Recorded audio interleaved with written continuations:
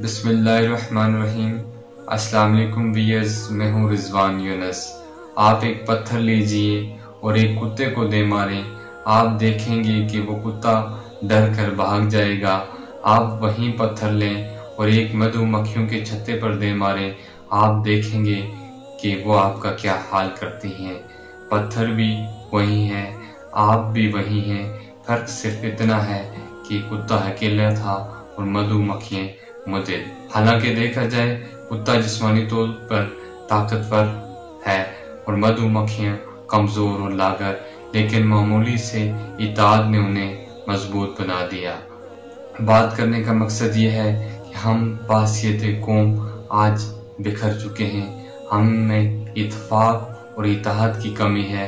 अगर हम मुत्तहिद हो जाएं तो हम हर मुश्किलात पर काबू पा सकते हैं।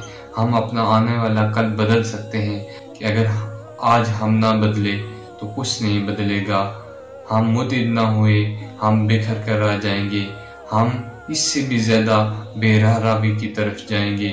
आपस में इत्तेफाक और इत्तेहाद पैदा करें। इत्तेफाक और इत्तेहाद से ही कौमें मजबूत बनती हैं। हम बाहसियत माशरा, बाहसियत कौम उस वक्त तक नहीं बदलेंगे जब तक कि हमने इत्तेफाक और इत्तेहाद ना हुआ।